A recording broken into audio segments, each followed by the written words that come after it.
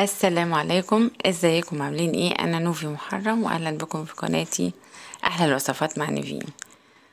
النهارده جايبين وصفه سهله، تورته سهله وسريعه. تعمليها لعيد ميلاد بنتك او ابنك او في اي مناسبه، او جاتوه كده تاكلوه في وقت العصر. وصفه جميله قوي وسهله واقتصاديه وناجحه. 6 بيضات وفانيليا ونص كيلو نص كيلو دقيق سبونج ونص كوباية مية، وممكن نص معلقة صغيرة محسن جل. هحط المكونات كده كلها على بعضها وهضرب المكونات دي مع بعض.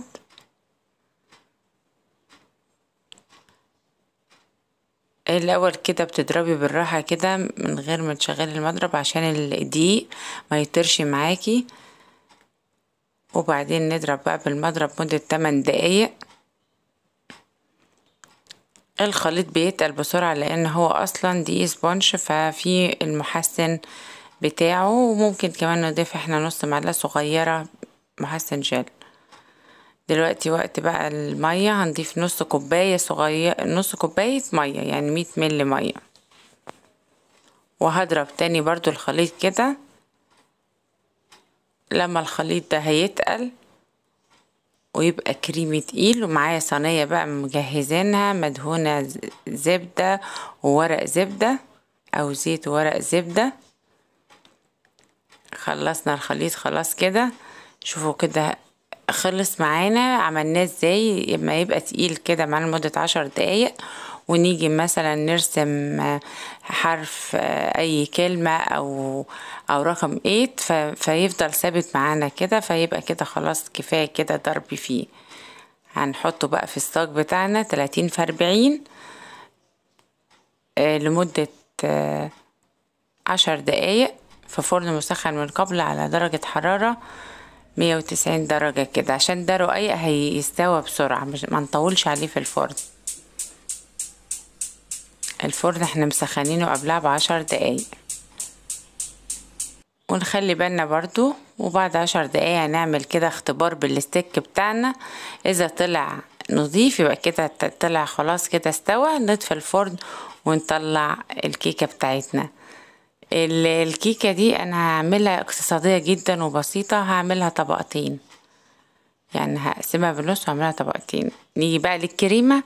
كريمة برضو سهلة، ممكن تجيبي كريمة خام من عند مثلا مستلزمات الحلواني، محل مستلزمات الحلواني.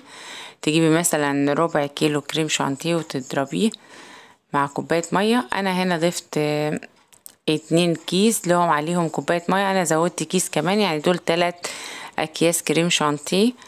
ومعايا هنا معلقة نوتيلا ومعلقة حليب بودر، معلقة كبيرة نوتيلا ومعلقة حليب بودر، وشوية مية سخنين كده. هدوب فيهم النوتيلا والحليب البودر، وهضيف برضو معلقة صغيرة قهوة سريعة الذوبان، بس ما جاتش معايا هنا، يعني ما جبتهاش في التصوير. وبعدين بقى الكيكة بتاعتنا هدت كده وبردت، هنقسمها نصين.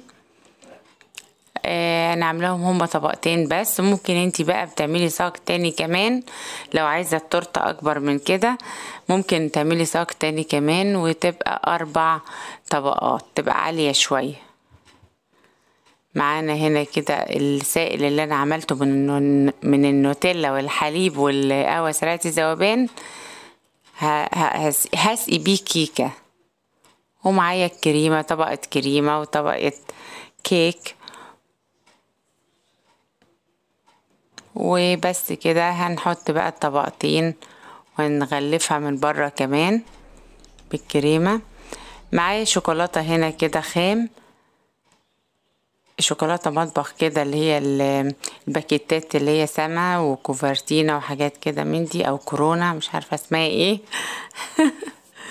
هبشرها كده بالسكينة وهزوق كده الجناب، الاطراف الجناب كلها. لو عايزة تعملي التورتة مدورة طبعا عادي.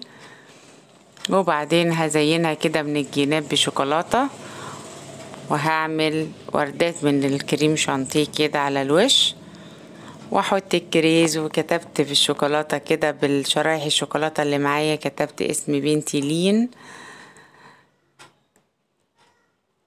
وبس كده خلصت وصفتنا جميلة وسهلة. اتمنى تتابعوني، واللي لسه ما عملش لايك واشتراك يلا بسرعة.